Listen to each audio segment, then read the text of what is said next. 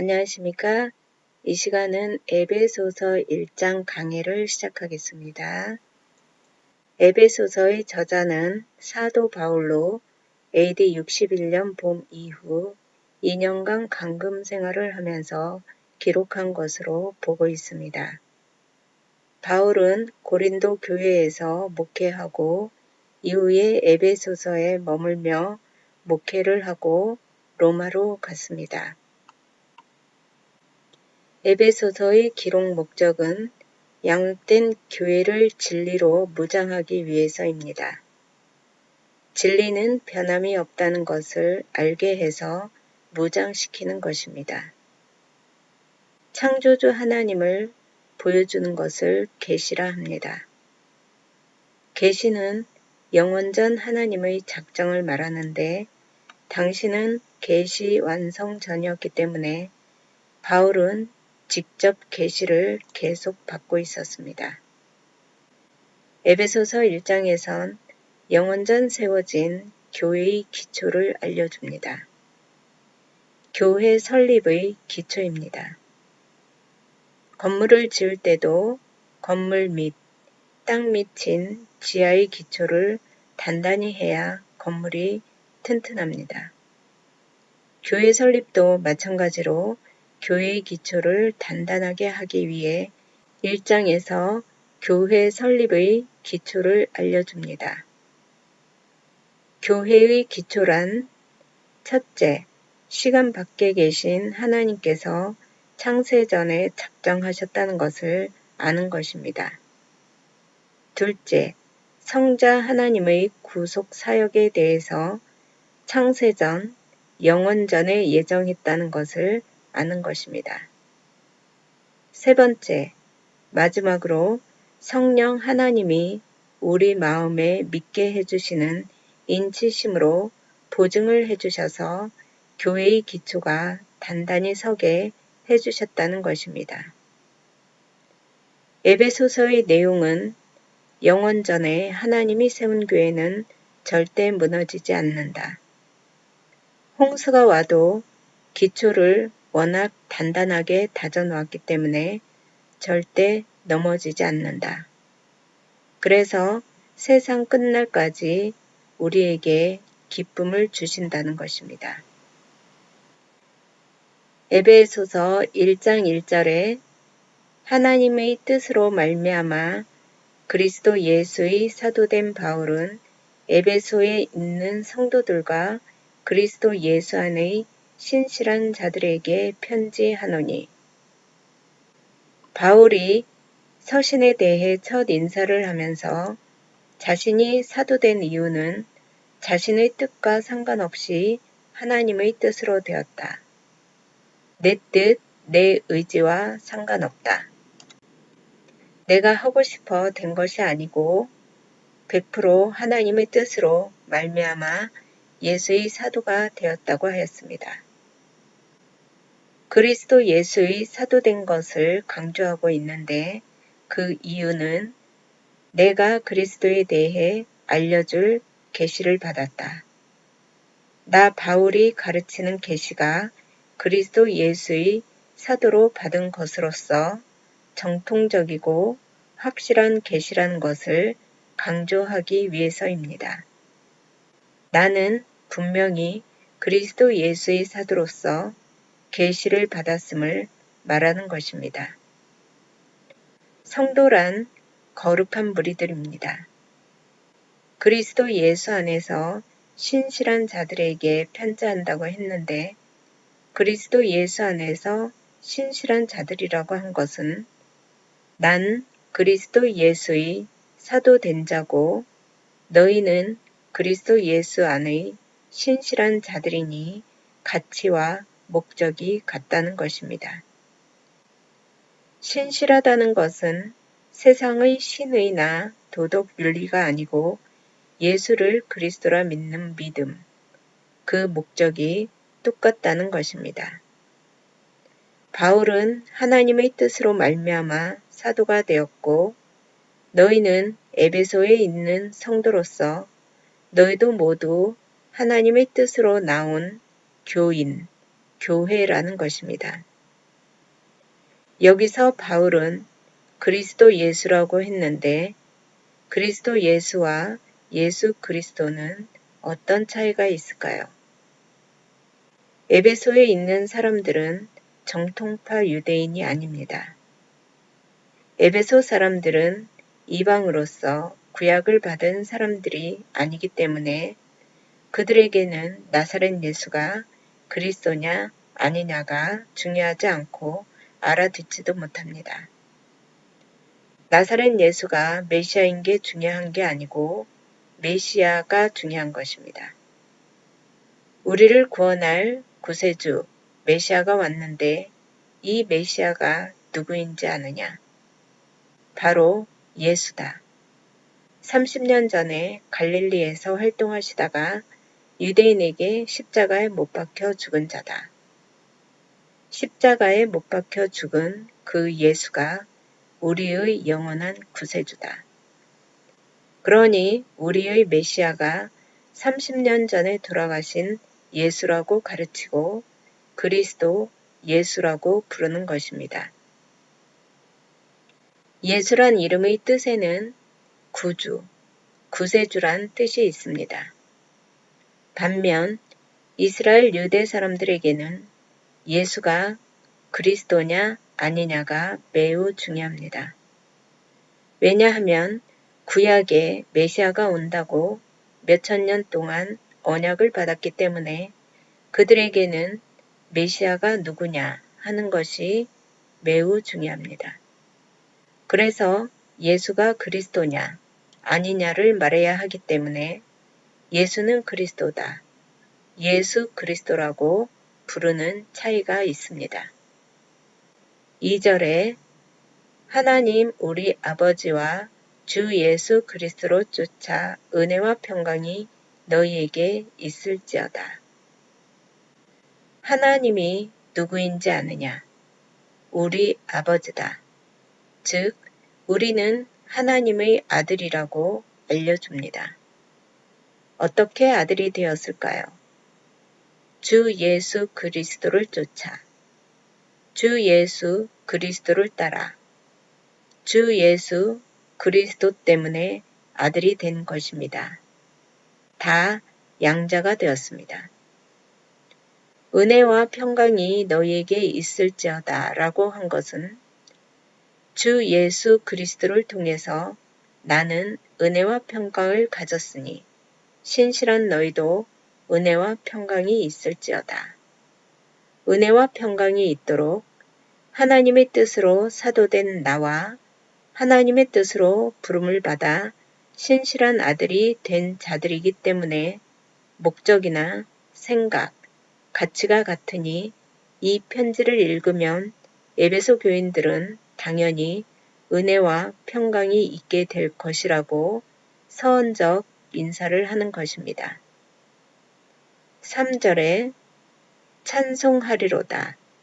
하나님, 곧 우리 주 예수 그리스도의 아버지께서 그리스도 안에서 하늘에 속한 모든 신령한 복으로 우리에게 복 주시되. 찬송하리로다는 성부 하나님, 즉 주 예수 그리스도의 아버지께서 하늘에 속한 모든 신령한 복을 우리에게 복으로 주신 걸 안 바울은 그 감격스러움에 먼저 하나님께 찬송이 터져 나온 것입니다. 하나님께 대한 감격스러운 찬송을 먼저 꺼낸 이유는 바울이 쓴 서신을 통해 성부 하나님의 작정을 알면 하나님에 대한 감사와 감격으로 에베소 교인들도 당연히 찬송이 터져 나올 것이라고 결론부터 알려주는 것입니다. 찬송이 터져 나올 수밖에 없는 이유는 무엇일까요? 그리스도 예수 안에서 하늘에 속한 모든 신령한 복을 우리에게 주셨기 때문입니다. 그럼 신령한 복이란 무엇일까요? 4절에 곧 창세전에 그리스도 안에서 우리를 택하사 우리로 사랑 안에서 그 앞에 거룩하고 흠이 없게 하시려고 창세전에 그리스도 안에서 우리를 택한 것이 신령한 복입니다.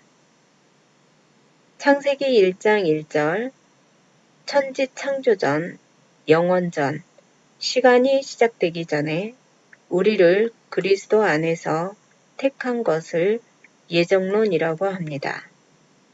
매우 중요한 내용입니다. 우리는 영원전에 성부 하나님께서 택하여 세운 교회이며 천국에 있는 무형 교회를 말합니다. 우리는 이미 영원전에 천국에 세워져 있었다는 것이 예정론입니다. 예정론을 믿지 않으면 우리가 창세전에 세워진 교회였다는 것, 무형 교회를 믿지 않는 것입니다. 장로교에서는 예정론을 믿습니다. 감리교는 하나님께서 구원의 밧줄을 내려줄 때 인간이 잡으면 구원을 받고 안 잡으면 구원을 못 받는다고 잡고 안 잡고는 인간의 행위에 달려 있다고 합니다. 그러니 자신이 이 땅에서 예수를 믿어도 구원을 받을 수 있는지 없는지 아무도 모릅니다. 죽어봐야 아는 것입니다. 에베소서 1장 3절 성경 말씀은 분명히 우리를 창세전에 그리스도 안에서 택하였다고 했습니다. 그렇다면 택하지 않은 불택자도 있다는 것입니다. 하나님께서는 하나님을 알려주시는 방법으로 일반 계시와 특별 계시를 주셨습니다. 세상에서 보여지는 모든 만물은 일반 계시입니다. 태양과 달, 별, 바다, 나무, 일반 계시는 택자나 불택자 모두 볼 수 있도록 하셨습니다. 그러나 일반 계시만으로는 하나님을 깨달아 알 수가 없습니다. 그래서 택자들을 위해 특별히 특별 계시, 신구약 말씀을 주셨습니다. 이 특별 계시, 신약에 분명히 하나님께서는 우리를 창세전에 택했다고 말씀하셨습니다. 택자들이 이 성경 말씀을 보면 우리는 창세전에 택함을 받은 자구나 하고 깨달아 알게 하는 것입니다. 예정론을 부정하는 사람들 중에는 예정론과 불신자들이 갖고 있는 숙명론, 운명론을 같다고 주장하기도 합니다. 예정론과 숙명론, 운명론은 어떻게 무엇이 같고 다른지 알아보겠습니다. 먼저 사람의 운명이 정해져 있다, 결과가 정해져 있다 라는 점은 같다고 볼 수 있습니다. 예정론이나 숙명론이 사람마다 결과가 정해져 있다는 것은 같습니다. 결과만 보면 예정론과 숙명론을 동격으로 볼 수 있습니다.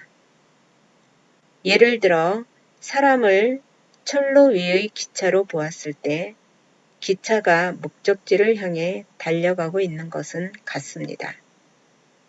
기차는 오로지 목적지, 결과를 향해 철로 위를 달리고 있습니다. 그러나 예정론과 숙명론이 다른 점이 있습니다. 예정론은 기차가 달리고 있는 목적지, 결과를 알고 있습니다. 내가 탄 기차가 서울에서 부산까지 가고 있다는 것을 아는 것입니다. 그러니까 목적지에 도착할 때까지 편안하게 갈 수가 있습니다. 택자들은 우리가 갈 목적지가 천국이라는 것을 분명히 인식하고 알고 있습니다. 하나님께서 창세전 택한 교회를 천국, 목적지까지 끌고 데려다 준다는 것을 아는 것입니다. 그러나 숙명론은 목적지를 모릅니다. 이유도 모르면서 달리는 철로 위에 기차에 올라앉아 있는 것입니다. 내가 기차를 타고 있긴 한데 어디를 향해 가는지 결과를 모르고 누가 운전하고 있는지도 모릅니다. 어디까지 어떻게 가는지 모르는 눈먼 봉사와 같습니다. 그러나 기차는 타고 있고 내리지도 못하고 어쩔 수 없이 오도 가도 못하고 피할 수 없어서 마냥 기차를 타고 있어야 하는 신세인 것입니다. 일종의 운명에 속박되어 있는 것입니다. 점집에서 인간의 운명을 알려주겠다고 점을 봐주고 미신에 빠진 사람들이 점을 보러 다닙니다. 점집이라고 하면 무당 냄새가 나니까 무당들이 하는 일을 격상시켜서 동양 철학이라고 철학관 간판을 걸고 철학자 흉내를 내고 있으나 동양 미신일 뿐입니다. 미리 정해져 있다는 기독교의 예정론을 동양 미신인 숙명론과 똑같이 생각하는 것은 하나님이 어떠한 분인지 모르기 때문이고 잘못된 것입니다. 성경에 예정되었다라고 되어 있으니 예정론을 믿는다 하면서도 예정론이라기보다는 예지 예정론이라고 하면서 말을 만들어 예정론을 변형시킨 장로교가 많이 있습니다. 예지란 한자로 미리예, 알지자를 사용해서 하나님은 전능자이시기 때문에 인간들이 할 일을 다 알고 있다라고 하는 것입니다. 2018년 모월 모일에 홍길동이 예수를 믿을 것인지 안 믿을 것인지 알고 있다는 것입니다. 그래서 잘 믿을 사람은 택자로 예정하고 안 믿을 사람은 불택자로 유기했다라는 것이 예지 예정론자들이 주장하는 예정론입니다. 이것은 구원의 조건이 인간이 잘 믿고 안 믿고에 따라 결정된다는 것입니다. 천국에 가는 것이 하나님의 능력으로 가는 게 아니고 인간의 능력으로 가는 것이기 때문에 하나님의 전능성이 와르르 무너지는 모순이 아닐 수 없습니다. 천국 가는 게 정해져 있다면 교회 나올 필요가 없으니 성도들이 교회에 안 나올 것이다 해서 예정론을 믿는다면서도 예지 예정론으로 가르치고 어떻게 해서든 성도들이 예배당에 나와야 한다고 강요를 합니다. 그러나 창세전에 예정된 자들은 사람의 강요에 의해서 나오는 게 아니라 성령님의 이끌림에 의해서 영의 양식, 말씀을 먹기 위해 자발적으로 나오게 되어 있습니다. 그러면 하나님은 우리를 왜 창세전에 택했을까요? 하나님의 사랑으로 성부 하나님 앞에 거룩하고 흠이 없게 하시려고 택한 것입니다. 하나님은 흠이 하나도 없으신 거룩한 분이시기 때문에 흠이 있으면 하나님 앞에 나아갈 수 없습니다. 그래서 우리로 거룩하게 하기 위해 흠이 없게 하는 것입니다.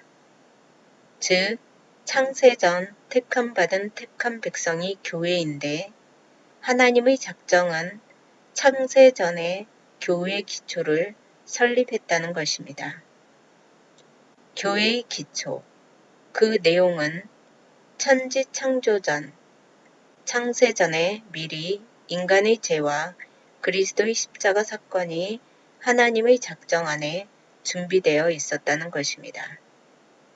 우리 인간들의 죄사함을 위해 천지 만물을 짓기 전에 그리스도를 준비한 것입니다. 그럼 성부 하나님께서 창세전에 우리를 택하신 근본적인 근거는 무엇일까요?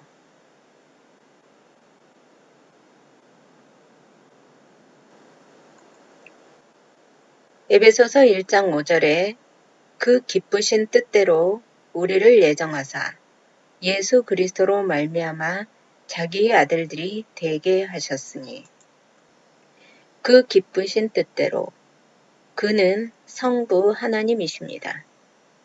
하나님의 기쁘신 뜻대로 우리를 예정하셨습니다. 예정이란 창세전에 준비를 했다는 것입니다. 4절에서 창세전에 우리를 택했다라고 한 것이 창세전에 예정한 것입니다. 우리를 예정한 근본 이유는 하나님의 기쁘신 뜻입니다. 모든 예정이 하나님의 기쁘신 뜻대로 하신 것입니다. 천지 만물을 짓기 전에 창세전에 우리를 예정하사 예수 그리스도로 말미암아 하나님의 아들들이 되게 작정하신 것입니다. 창세전에 그리스도 안에서 우리를 택하고 예수 그리스도로 말미암아 자기의 아들들이 되게 하신 이유는 그의 기쁘신 뜻, 성부 하나님의 기쁘신 뜻 때문입니다.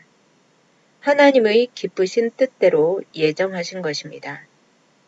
이렇게 창세전에 예정하신 것 자체가 그리스도 안에서 하늘에 속한 모든 신령한 복을 우리에게 주신 것입니다.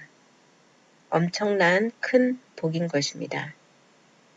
우리에게 엄청난 복이 된 예정, 창세전 택한 이유는 무엇이라고 했나요? 그 기쁘신 뜻 때문이라고 했습니다. 즉, 하나님의 창조의 목적은 자기의 기쁘신 뜻 때문입니다.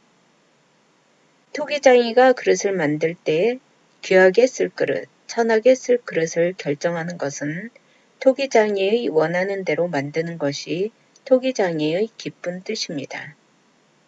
우리가 옷을 입을 때도 좋은 옷은 외출복으로, 덜 좋은 옷은 평상복으로 내 맘대로 고르고 입는 것이 옷 주인의 기쁨이 되는 것과도 같습니다. 하나님께서 특별히 선택하여 귀한 그릇을 만드는 것도 하나님의 기쁘신 뜻이고 불택자, 유기된 자, 천한 그릇으로 만드는 것도 하나님의 기쁘신 뜻대로 하시는 것입니다. 피조물 입장에서 자기 기준으로 생각하면 불택자를 기쁘신 뜻대로 만들었다는 것에 대해 절대자가 왜 유기를 하는가? 하나님은 사랑이라는데 라고 생각할 수 있습니다.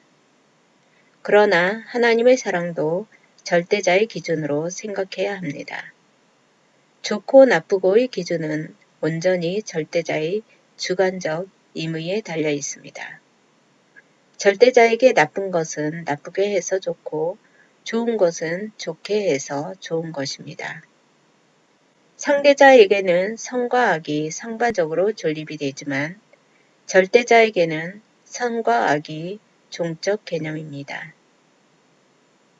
천국에 간 택자들은 영생에 갔기 때문에 기쁜 마음으로 하나님을 찬양하고 하나님과 부합이 되어지고 유기된 자들도 피조물이 나쁜 것으로 당하는 쪽에서는 나쁠 수 있어도 지옥에 가서 하나님을 찬양할 수밖에 없습니다.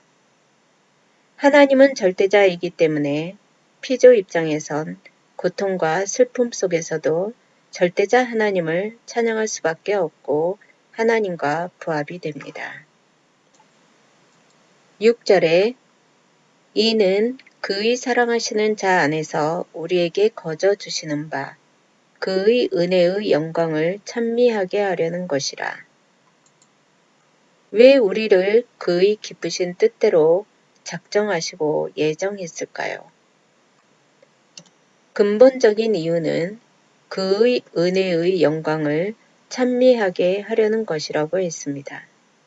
즉, 성부 하나님의 은혜를 알게 해서 하나님께 영광을 돌리는 찬미를 하게 하려는 것입니다.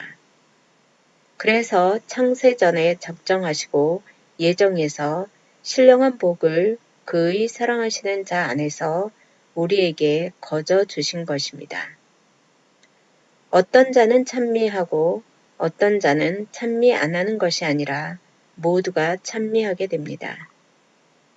찬미하게 된다는 피동사로서 찬미, 찬송이 저절로 터져 나오게 된다는 것입니다. 6절에서 가장 중요한 단어는 거저 주었다라는 것입니다. 우리의 행위와 아무 상관없이 공짜로 받은 것입니다. 그래서 택자들이 거저 준 은혜를 알면 그 은혜의 내용이 적용이 되면 피동적으로 찬미하게 되는 것입니다. 즉, 거저 준 내용을 알아야 찬송하리로다처럼 피동적으로 찬송이 터져 나옵니다. 교회에서 말씀을 먼저 배우고 가르치는 자는 거저 준 은혜의 내용만 알려주면 모든 성도들에게서 하나님께 찬송이 터져 나오게 되어 있습니다. 우리의 행위, 나의 행동에 대한 대가로 받았다면 내가 이 땅에 있는 동안 그래도 열심히 천국 갈 일을 해서 천국 갔다는 결론이 나오게 되고 그러면 은혜가 안 되고 찬미가 나오질 않습니다. 그래서 하나님은 자기의 의로 가겠다고 하는 자를 교만하다고 싫어하는 것입니다. 그러나 우리는 거저 받았기 때문에 하나님을 찬미할 수밖에 없습니다. 7절에 우리가 그리스도 안에서 그의 은혜의 풍성함을 따라 그의 피로 말미암아 구속, 곧 죄사함을 받았으니 우리가 그리스도 안에서 성자 하나님, 그리스도의 풍성한 은혜로 말미암아 그리스도의 피, 십자가 사건, 죽고 부활하심으로 구속, 곧 죄사함을 받았습니다. 구원을 받았습니다. 구속해 주셨다는 것은 그리스도가 우리를 대신해서 돌아가셨다. 피를 흘렸다는 것입니다. 우리의 죄의 대가를 지불했다는 것입니다. 8절에 이는 그가 모든 지혜와 총명으로 우리에게 넘치게 하사. 그는 성자 하나님, 그리스도입니다. 그리스도가 모든 지혜와 총명을 우리에게 넘치게 하셨습니다. 왜 우리에게 모든 지혜와 총명을 넘치게 주셨을까요? 어떤 지혜를 주셨을까요? 9절에 그 뜻의 비밀을 우리에게 알리셨으니 곧 그 기쁘심을 따라 그리스도 안에서 때가 찬 경륜을 위하여 예정하신 것이니 성자 하나님, 그리스도가 모든 지혜와 총명을 우리에게 넘치게 하신 이유는 그 뜻의 비밀을 우리에게 알리시고 그것을 깨닫게 하기 위해서입니다. 지혜와 총명이 없으면 그 뜻의 비밀을 알 수 없고 깨달을 수 없기 때문입니다. 지혜와 총명이란 세상에서 배우는 학식, 학문이 아닙니다. 성령께서 조명하여 주셔서 특별 계시, 성경 말씀을 통해 하나님의 뜻을 깨닫는 것, 하나님을 아는 것이 지혜와 총명입니다. 그 뜻의 비밀의 내용은 무엇인가요? 그 기쁘심, 성자 하나님, 그리스도의 기쁘심을 따라 그리스도 안에서 때가 찬 경륜을 위해 예정하신 것입니다. 즉, 그 뜻의 비밀을 우리에게 지혜와 총명을 주어 알게 했다는 것입니다. 그리스도가 지혜와 총명을 주지 않으면 하나님의 비밀을 알 수가 없습니다. 때가 찬 경륜을 예정하신 것은 무엇인가요? 성자 하나님이 기쁘심에 따라서 그리스도가 십자가에서 죽고 다시 살아날 것이 예정된 것을 말합니다. 경륜이란 일정한 포부를 가지고 일을 조직적으로 계획하는 것을 말합니다. 우연히 되어지거나 뜬금없이 된 것은 경륜이라 할 수 없습니다. 계획하는 자가 있어 치밀하게 작정된 자의 계획대로 때가 되었다는 것입니다. 즉, 그리스도 안에서 때가 찬 경륜은 하나님께서 창세전에 치밀하게 작정하신 위대한 구원 계획이 시간 속, 역사 속에서 이루어지고 성취되고 있다는 것입니다. 작정된 자의 계획은 무엇인가요?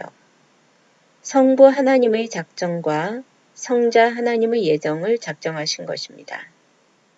즉, 그리스도의 예정이 작정되어 있었다는 것입니다. 그리스도의 예정이란 그리스도의 구속, 죄사함, 피 흘림, 십자가 사건입니다. 성자 하나님, 그리스도의 기쁘심을 따라 그리스도 안에서 예정하신 것을 말합니다. 왜 그리스도를 예정하셨나요? 우리로 그 앞에 거룩하고 흠이 없게 하시려고 예정하셨습니다.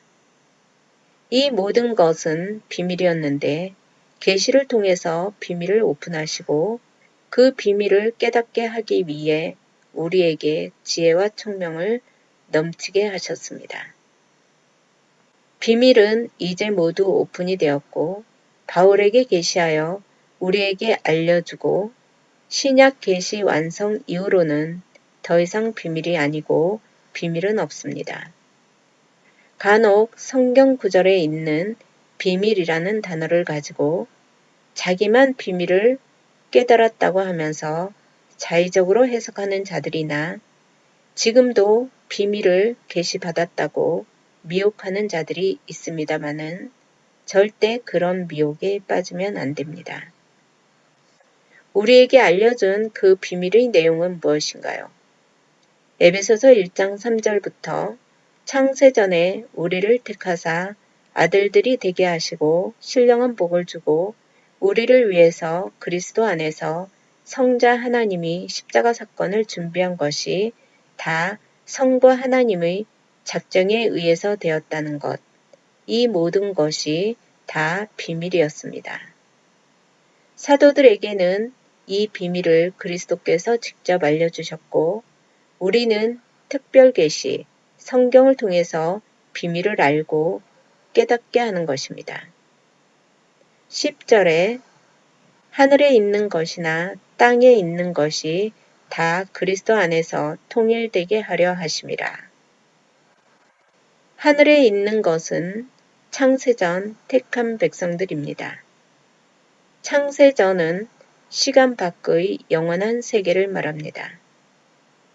4절에서 창세전 성부 하나님께서 우리를 그리스도 안에서 택한 것을 말합니다. 창세전 하늘에서 그리스도는 하나님 우편에 아들로 있었고 택자들도 아들들로 있었습니다. 땅에 있는 것은 창세전 택한 백성들이 시간 속 이 땅에 살고 있는 것을 말합니다. 그리스도 안에서 통일되게 하려 하신다는 것은 창세전에 하늘에서 성부 하나님이 택한 아들들이 이 땅에서 그리스도 안으로 불러들이는 것을 말합니다. 창세전에 있던 아들들이 이 땅에서도 아들들로 교회로 부름을 받아야 하늘에 있는 것이나 땅에 있는 것이 100% 일치하여 통일이 되는 것입니다. 이렇게 하늘의 것과 땅의 것이 100% 일치되면 그리스도께서 재림하신다고 하셨습니다. 그리스도가 오시기 전에는 하늘에 있었던 것이 땅의 것과 분리된 것처럼 있었습니다. 9절에 그 뜻의 비밀, 때가 찬 경륜을 위하여 예정하신 십자가의 비밀을 우리에게 지혜와 총명을 주어 알게 하는 이유는 창세전 택한 백성과 이 땅의 시간 속에 있는 택한 백성을 불러 그리스도 안에서 하나로 일치시키기 위해서입니다. 그것이 하늘의 것과 땅의 것이 통일되는 것입니다. 하나로 통일되려면 하나로 통일시킬 수 있는 강력한 통치권, 왕권이 있어야 합니다. 그래서 그리스도는 십자가 사건으로 죽음을 이긴 창조주로서 통치권을 다 드러내십니다.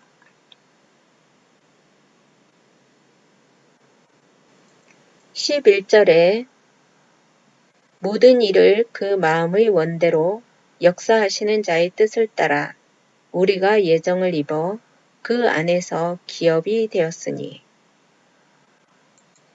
우리가 아들들로 창세전에 예정을 입은 것은 모든 일을 그 마음대로 역사하시는 자의 뜻에 되었다고 했습니다. 모든 일이란 삼라만상, 세상 되어지는 모든 일을 말합니다. 먼지티끌 하나가 날아가는 것까지 포함하여 선한 자, 악한 자, 믿는 자, 안 믿는 자 모두를 포함합니다. 역사하시는 자는 성부 하나님입니다.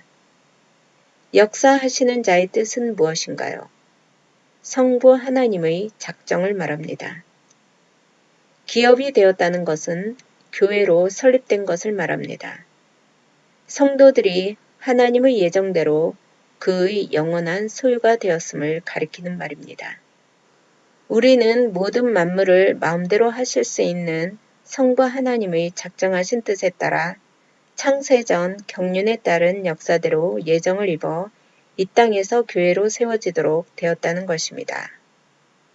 우리가 택한 백성으로 예정되어 이 땅에서 교회로 설립되어 나가는 것입니다.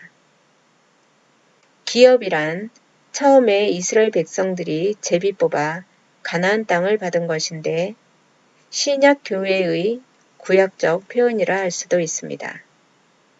여기서는 성도들이 하나님의 예정대로 그의 영원한 소유, 백성이 되었음을 가리키는 것입니다.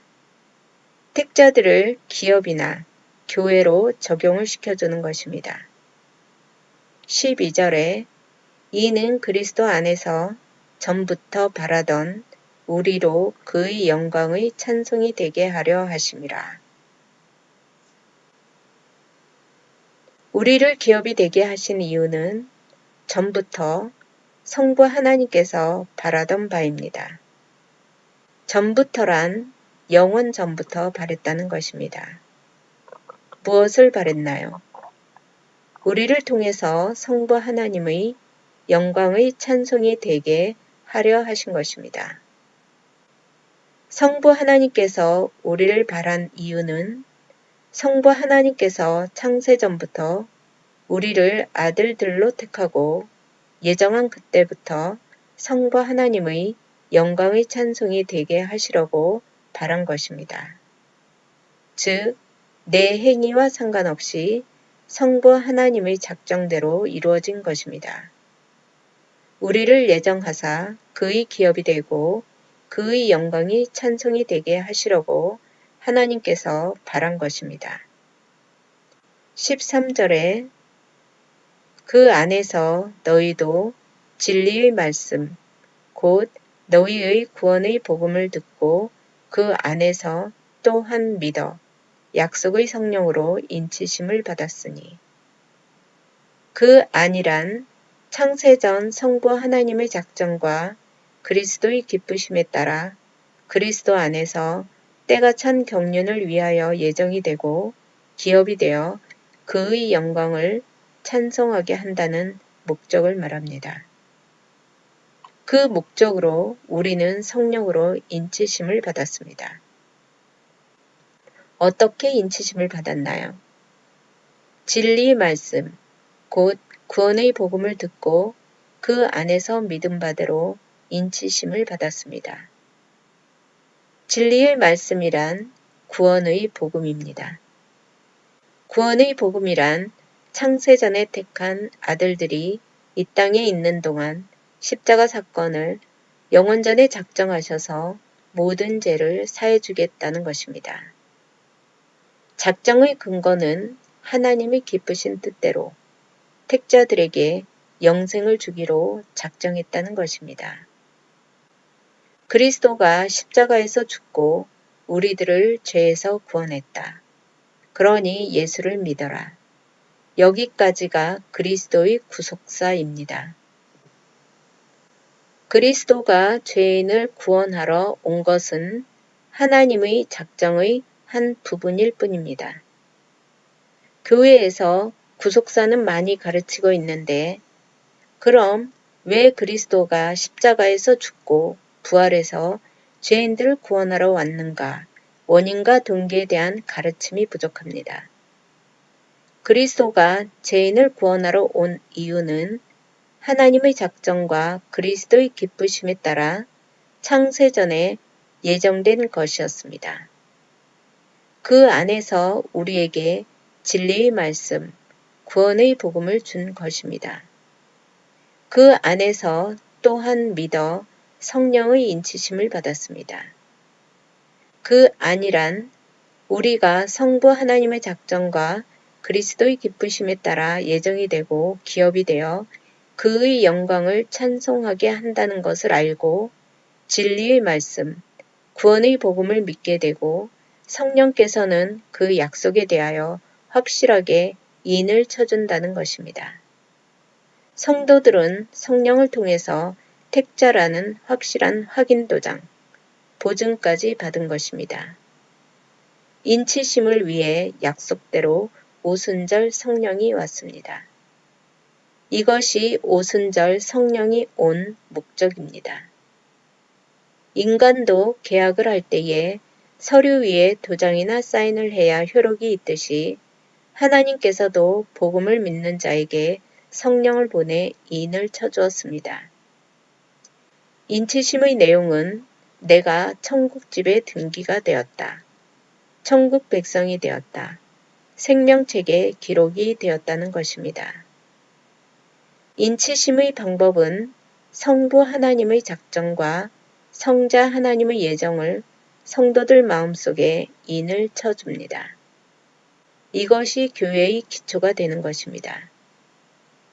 너희의 구원의 복음을 듣고 에서 구원, 구속사는 하나님의 작정 중 한 부분일 뿐이고 하나님이 거룩함 같이 성도들도 거룩하게 창세전부터 만들어 놨기 때문에 성부 하나님의 작정을 알면 복음이 됩니다.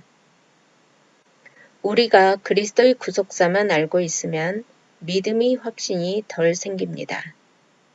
원인과 동기, 하나님의 작정 전체를 알면 믿음이 확실하게 반석 위에 서게 되고 흔들리지 않는 것입니다. 오순절 성령이 인을 치기 전에는 베드로와 제자들도 믿음이 부족했습니다. 인치심은 현상적으로 알 수 있는 것이 아니고 창세전에 그리스도께서 약속대로 오시고 경륜에 따라 죽고 부활하셨다는 것을 입으로 시인하게 되면 이것이 신앙 고백이요 흔들리지 않는 반석이니 인쳤다는 것을 아는 것입니다. 즉 보혜사 성령이 와서 인을 쳐주니 항상 기억나게 하고 알게 하는 것입니다.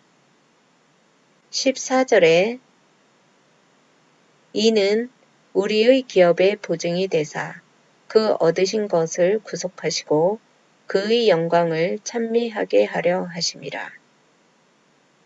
우리가 성령의 인치심을 받은 이유는 성령께서 우리의 기업의 보증이 되기 위해서입니다. 성령 하나님이 인을 쳐서 우리가 창세전 기업이라는 보증을 해 주었습니다. 보증이란 물건값을 모두 지불할 때까지 맡기는 담보물입니다.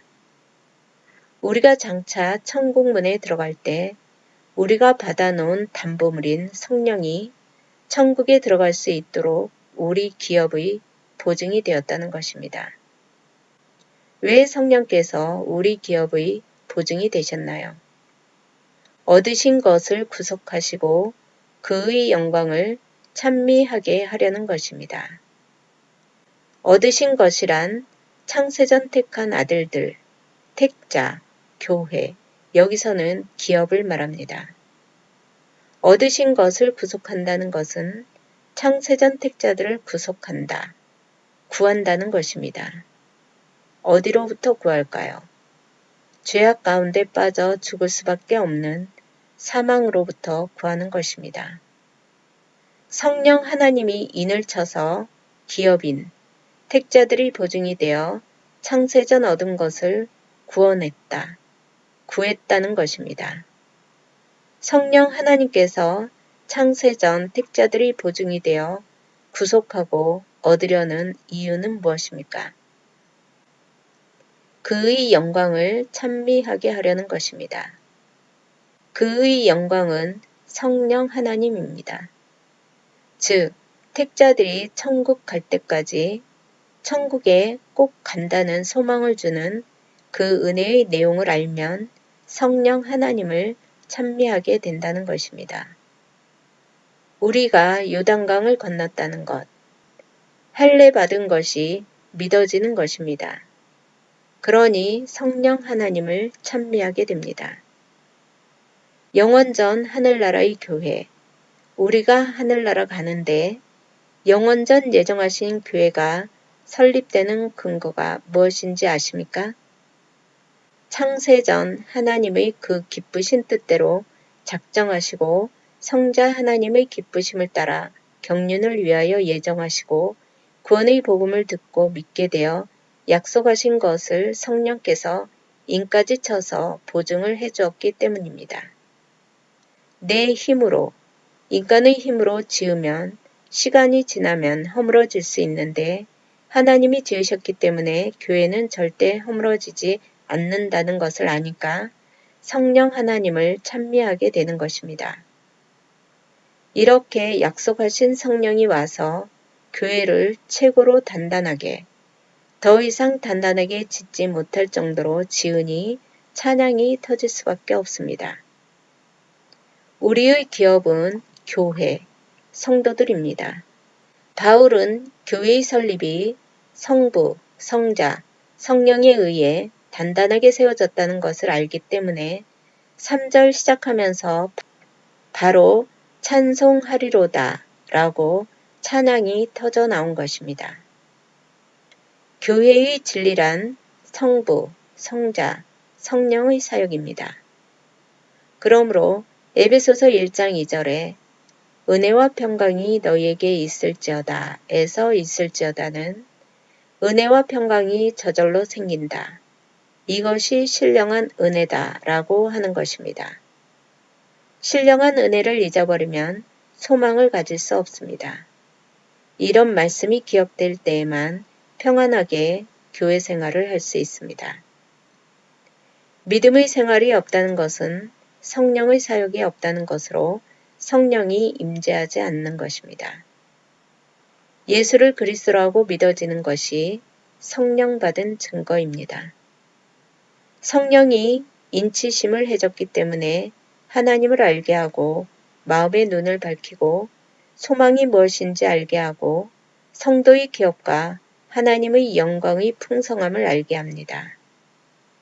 이 땅에서 보이는 것은 잠깐이요, 보이지 않는 것은 영원한 것입니다. 그러므로 보이지 않으므로 믿어지는 것입니다. 성령을 안 받은 자는 교회의 기초가 없기 때문에 눈으로 보이는 것만 보겠다고 쫓아다닙니다. 그래서 성자 하나님께서는 택자들에게 모든 지혜와 총명으로 우리에게 넘치게 하셨습니다. 지혜와 총명으로 깨닫게 하는 성령이 없으면 교회는 무너집니다. 고로 장로교회는 100% 성령주의입니다. 바울이 에베소 교회에서 사역하면서 가르쳐 준 것을 에베소 교인들이 그대로 실천하고 있다는 말을 듣고 내가 에베소 교회를 위하여 기도한다 라고 15절 23절까지 쓴 내용이 바울의 기도입니다. 교회의 기도란 이렇게 하는 것이구나 라고 우리에게 가르쳐 주는 것입니다. 바울이 하는 기도가 우리가 구하여야 할 기도 내용입니다. 15절에 이를 인하여 주 예수 안에서 너희 믿음과 모든 성도를 향한 사랑을 나도 듣고, 이를 인하여는 14절에 있는 우리의 기업, 교회 설립이 되어지는 일을 말합니다. 주 예수 안에서 에베소 교인들의 믿음과 성도들 간에 행해지는 사랑을 바울이 들었습니다. 16절에 너희를 인하여 감사하기를 마지 아니하고 내가 기도할 때에 너희를 말하노라.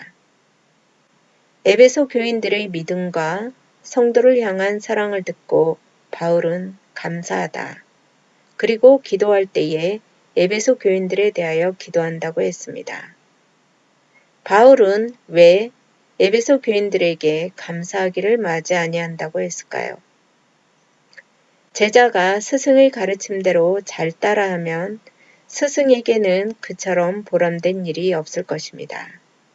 그러니 스승 입장에서도 제자에게 감사한 마음이 생기는 것입니다.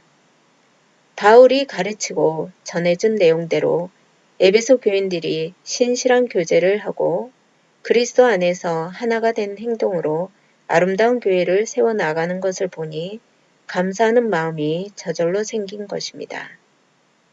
17절에 우리 주 예수 그리스도의 하나님, 영광의 아버지께서 지혜와 계시의 정신을 너희에게 주사 하나님을 알게 하시고 우리 주는 우리의 주인이 되신 예수 그리스도입니다.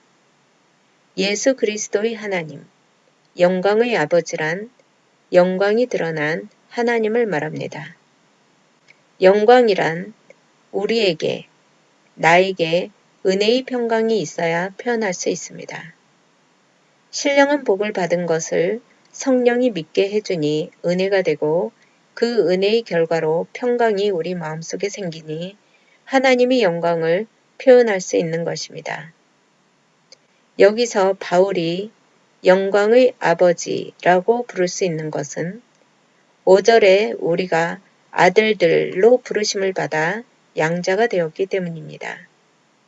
성부 하나님께서 영원전에 작정하시고 예정대로 성자 하나님께서 십자가를 지고 성령 하나님께서 인치고 보증한 사건이 하나님의 영광이 드러나는 일입니다. 하나님이 작정한 일은 어떤 일이 있어도 이루어지므로 영광의 하나님이라고 할 수 있습니다. 이 중 하나라도 빠지면 하나님께 영광이 되지 않습니다. 이 내용이 그대로 세상 끝날까지 이루어져야만이 하나님의 영광이 드러납니다. 그 영광의 아버지께서 지혜와 계시의 정신을 에베소 교인에게 주어 하나님을 알게 해달라고 기도합니다. 영광의 아버지께서 주시는 지혜란 하나님, 그리스도, 성령, 성부, 성자, 성령의 사역을 아는 것을 말합니다. 계시란 한자로 깨우쳐 보여준다는 뜻입니다. 9절에서 그 뜻의 비밀이라고 했을 때는 비밀로 하나님의 뜻이 감춰져 있었는데 계시를 통해 하나님의 비밀이 모든 사람에게 오픈되었음을 말합니다. 신구약 성경의 완성으로 이제 하나님의 뜻은 모두 오픈이 되었고 비밀은 없습니다. 하나님께서 지혜와 계시의 정신을 주지 않으면 피조물 우리는 하나님을 알 수 없습니다. 그러므로 지혜와 계시의 목적은 하나님을 알게 하는 것입니다. 이렇게 하나님을 알게 해달라고 하는 것이 바울이 구하는 기도의 내용입니다. 우리도 지혜와 계시의 정신이 있어야 하나님을 알 수 있습니다. 이때는 신약이 없던 직접 계시 시대이었으므로 바울에게 환상과 꿈과 표적과 이적으로 직접 계시를 계속 주었습니다. 계시가 완성된 성문화된 이후로는 감춰진 비밀이 다 오픈되었습니다. 어디에 오픈되었나요? 계시 완성된 신구약 성경에 다 오픈이 되었습니다. 그러므로 에베소 교인들도 바울이 쓴 에베소서를 읽음으로 하나님을 알게 되기를 원한다고 기도한 것입니다. 18절에 너희 마음 눈을 밝히사 그의 부르심의 소망이 무엇이며 성도 안에서 그 기업의 영광의 풍성이 무엇이며 마음 눈이란 육의 눈이 아닌 없어지지 않는 것을 보는 눈입니다. 보이지 않는 하나님을 알게 되는 눈입니다. 신령한 것을 보는 눈입니다. 마음의 눈은 지혜와 계시를 통해서만 볼 수 있는 눈입니다. 육신의 눈은 없어질 것, 썩어질 것을 보는 눈이고 맹눈입니다. 보이는 것은 결국 다 없어질 것들입니다. 그의 부르심의 소망이 무엇이면은 성부 하나님의 부르심의 소망이 무엇인지 알라는 것입니다. 하나님이 왜 에베소 교인들을 불렀는지, 우리를 부름으로 우리의 소망이 무엇인지 부르심의 소망을 너희들이 알게 된다는 것입니다. 너희들이 무엇을 간구하고 교회가 무엇을 바라는지 알게 된다. 우리가 이 땅에 살고 있는 목적, 소망이 무엇인지 알게 된다. 신령한 것을 보는 마음의 눈을 밝힘으로 우리의 신령한 정체성을 알게 되고 신령한 정체성이 무엇을 바라는지 알게 되기를 구한다고 기도했습니다. 신령한 정체성이 바라는 1차적인 소망은 그리스도의 재림을 소망하는 것입니다. 그리스도의 재림과 심판으로 교회인 우리가 하늘나라 저 땅으로 가는 것, 진짜 교회가 영원전 있던 곳으로 간다는 것을 소망하는 것입니다.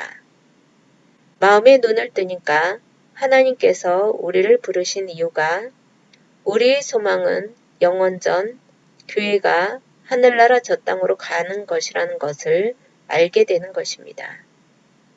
성도 안에서 그 기업의 영광의 풍성이 무엇이며 성도란 거룩한 무리들입니다. 거룩한 무리들 안에서 성도, 기업의 영광이 얼마나 크고 풍성한지 풍성이 무엇인지 알게 되기를 원한다. 성도를 기업으로 표현했습니다. 기업은 교회이고 택자들입니다. 하나님의 영광을 기업들이 저 땅에서 함께하니 하늘의 영광이 얼마나 풍성한지 기업들이 받을 그 영광의 풍성함이 어느 정도인지 너희들의 마음의 눈을 밝혀 알게 한다는 것입니다.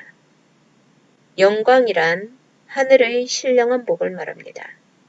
하늘나라 가면 영광의 풍성함을 마음껏 누리는데 이 땅에서도 말씀을 통해서 지금 바울이 쓰고 있는 에베소 서신을 통해서 느끼고 알게 한다는 것입니다.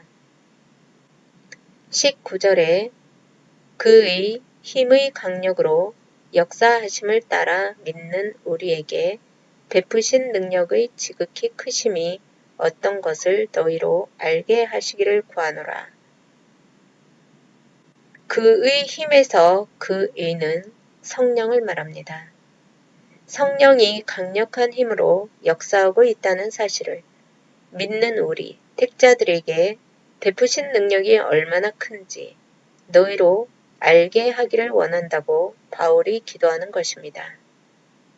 위에서 바울이 에베소 교인들을 위해 기도하고 있는데 기도하며 구하는 내용은 에베소 교인들이 신앙, 믿음을 가지고 신실하게 사랑을 실천하고 있는데 성부, 성자, 성령께서 우리에게 베푸시는 능력, 신령한 은혜가 끝이 없다는 그 기쁨을 바울이 느끼고 있는 것을 에베소 교인들도 알게 해달라고 에베소 교인들에 대하여 기도하고 있다고 에베소 교인들에게 서신으로 알려주는 것입니다. 성경에서 기도란 인간의 생각, 욕구, 욕망을 구하는 것이 아닙니다. 하나님이 계시해준 말씀, 뜻만 구하는 것입니다. 바울도 하나님이 계시해준 말씀, 뜻만 구했습니다. 성부 하나님의 부르심의 소망이 무엇인지, 기업의 영광의 풍성함과 능력의 베푸심이 어떠한지, 하나님 뜻을 구하는 것이 믿는 자의 기도의 내용입니다. 나의 유익을 구하지 아니하고 나보다 어린 성도를 위해 그들이 크고 성장하여 창세 전에 예정하신 교회 설립이 되어지도록 하나님이 약속하신 것만 구하는 것입니다. 사랑 안에서 말씀의 지혜를 깨닫게 되면 나의 사적인 유익은 구하지 않습니다. 하나님께서 어련히 필요한 것은 다 주신다는 것을 알기 때문에 개인적인 욕구나 욕망은 구하지 않게 됩니다. 인간은 돌아서면 불평을 합니다. 인간이 불평을 하게 되는 이유는 내 뜻대로 안 되기 때문입니다. 만물이 주의 뜻대로 되어지고 있는데 내 뜻대로 안 된다고 불평하는 것은 주 뜻대로 되어지는 것을 불평하는 것과 똑같습니다. 모든 것이 하나님의 뜻대로 되어진다는 것을 알면 불평, 불만이 생길 수가 없습니다. 성령이 충만해지면 내 뜻대로 안 돼도 하나님 뜻대로 되어진다는 것을 알기 때문에 불평, 불만이 생기지 않습니다. 내 뜻대로 되기를 원하는 것은 내가 주인이 되는 것을 원하는 것이기 때문에 하나님 외에 우상 숭배를 하는 것과 같습니다. 20절에 그 능력이 그리스도 안에서 역사하사 죽은 자들 가운데서 다시 살리시고 하늘에서 자기 오른편에 앉히사. 그 능력은 하나님의 능력을 말합니다. 그리스도 안에서 역사하사라는 것은 그리스도 안에서 행하게 하고 드러나게 한다는 것입니다. 역사하는 내용은 죽은 자들 가운데서 다시 살리시고 하늘에서 자기 오른편에 앉히는 것입니다. 2000년 전 그리스도가 십자가에서 죽고 부활한 사건입니다. 하늘에서 자기 오른편에 앉힌다는 것은 그리스도가 승천하셔서 하나님 우편에 계신다는 것입니다. 21절에 모든 정사와 권세와 능력과 주관하는 자와 이 세상뿐 아니라 오는 세상에 일컫는 모든 이름 위에 뛰어나게 하시고. 모든 정사란 과거, 현재, 미래의 되어지고 되어질 세상의 모든 일을 말합니다. 권세는 세상을 다스리는 모든 권력을 말합니다. 능력은 세상을 부강하게도 하고 빈곤하게도 하고 죽이기도 하고 살리기도 하는 불가능한 것이 없는 것을 말합니다. 주관하는 자는 이 모든 정사와 권세와 능력을 가진 통치권을 가지신 분을 말합니다. 이 세상뿐 아니라 오는 세상이란 지금 우리가 살고 있는 이 땅, 현세와 재림 후 새하늘과 새 땅, 우리가 갈 저 땅, 영원한 천국을 말합니다. 모든 이름 위에 뛰어나게 하시고는 부활한 그리스도가 심판주가 되어서 모든 정사와 권세와 능력을 가지니 모든 이름 위에 뛰어나게 된다는 것입니다. 하나님의 능력은 그리스도를 죽은 자들 가운데서 다시 살려서 하나님 우편에 앉히시고 하나님의 능력으로 정사와 권세와 능력을 주관하게 하는 것입니다. 그러므로 이 세상은 우연하게 일어나는 일은 아무것도 없습니다. 기독교의 하나님이 모든 정사를 주관하고 있다는 것을 알아야 합니다. 이것을 신학적으로 표현하면 일반 계시와 특별 계시, 자연 계시와 초자연 계시, 모든 만물이 하나님을 떠나서는 되어지는 일이 아무것도 없다는 것입니다. 영원 전부터 종말까지 모든 역사는 하나님의 작정대로 직선이라는 것을 구약 말씀을 통해서 배울 수 있습니다. 모든 세상 일이 하나님께서 역사하시는 한 길이고 두 길이 될 수 없습니다. 그것이 이론론입니다. 그 길을 우리가 달려가는 것입니다. 그리스도가 오실 날짜도 하나님의 작정에 의해 정해져 있습니다. 그러나 이원론은 역사가 두 길이라는 것입니다. 교회 안에서도 모든 정사를 하나님이 주관한다는 것을 믿지 않고 교회 안에서의 일은 하나님의 일이고 교회 밖의 일은 마귀의 일이라고 이분법적으로 이원론적 사관으로 보고 있는 사람들이 있습니다. 그들은 세상 되어지는 일이 하나님과 상관없이 우연히 되어지는 일도 있다고 합니다. 역사가 두 길이다. 구원의 조건이 인간에게 있다고 하는 게 이원론적 사관입니다. 구원의 키가 인간에게 있다. 하나님이 생명줄을 내려줬으나 내가 잡아야 구원을 얻는다고 하는 것이 이원론입니다. 이원론은 구원받을지 안 받을지 죽을 때까지 자기도 모르고 아무도 모릅니다. 행위를 할 때는 구원받을 것 같고 행위를 안 하면 구원을 못 받을 것 같은 불안감을 안고 살아갑니다. 하나님이 작정한 길 외에 마귀의 길과 인간의 길이 따로 있다는 것입니다. 하나님이 주관하는 길이 있고 마귀가 주관하는 길이 있다는 것은 하나님을 전능자라고 믿지 않는 것입니다. 인간이 노력해서 만들어야 한다는 것은 인본주의입니다. 하나님은 원하지 않는데 마귀가 자기 힘으로 역사하고 있다고 생각하는 것은 하나님을 경홀히 여기는 것입니다. 선하신 하나님께서 왜 악을 주관하시는가에 의문을 제기합니다. 그러나 악도 하나님이 필요해서 사용하십니다. 하나님을 대적하고 세상을 평화를 부수는 전쟁을 일으키는 것은 마귀가 한다고 생각하는 것은 하나님이 원치 않는 일을 마귀가 하고 있다는 것으로 하나님이 절대자가 아니라는 것과 같습니다. 하나님이 원치 않는 일을 했다는 것은 하나님이 실수를 했다는 것인데 그러면 하나님의 전능성이 무너집니다. 실수하는 하나님이라면 한 번 실수하는 하나님이 두 번, 세 번 실수 안 한다고 알 수 없는 것입니다. 예수님께서 심판주로 재림할 때 실수로 생명책 속에 내 이름이 누락되면 어떡하나 그런 불안감을 안고 살아야 합니다. 그런 실수하는 하나님을 어떻게 믿을 수 있겠습니까? 믿음이 생기지 않는 것입니다. 본 에베소서 1장에서는 하나님은 창세전에 예정했다고 반복해서 말씀하고 있습니다.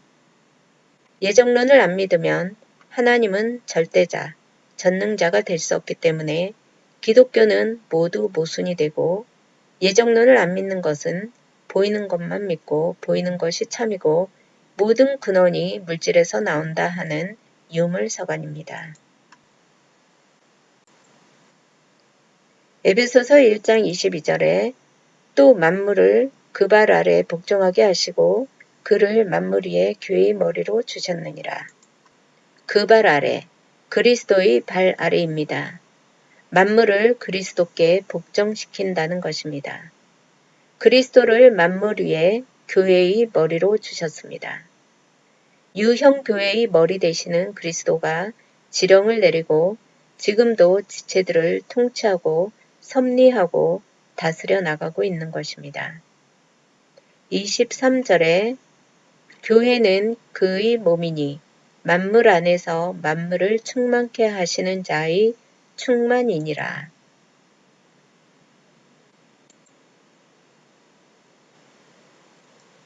교회는 그리스도의 몸입니다. 그리스도는 머리이고 몸은 각 지체로서 우리는 교회로 모두가 그리스도의 지체인 몸입니다. 만물을 충만케 하시는 자는 성부 하나님입니다. 교회는 그리스도의 몸으로서 교회를 위해 하나님이 만물을 충만케 한 것이 하나님의 충만입니다. 하나님께서 작정하신 모든 것을 부족함 없이 채우고 성취한 것이 충만입니다. 이 세상 모든 만물이 교회를 위해서 존재하고 필요하다는 것입니다. 이 세상 모든 일반 계시는 택자를 충만케 하기 위해 만물을 충만케 했다는 것입니다. 교회, 기업을 부족한 것 없이 완전하게 하시기 위해 세상 만물이 필요한 것입니다. 다시 말해 빌 게이츠도 세상의 권세도 교회를 위해 일하고 있다고 볼 수 있는 것입니다. 머리된 그리스도와 우리가 지체가 되어 몸된 교회가 있고 시간 속에선 유형 교회로 드러납니다. 영원전 택한 백성들이 이 땅에서 유형교회로 세상 속에 있는 동안 일거수일투족을 다 지켜주는 것이 하나님의 충만인 것입니다. 감사합니다.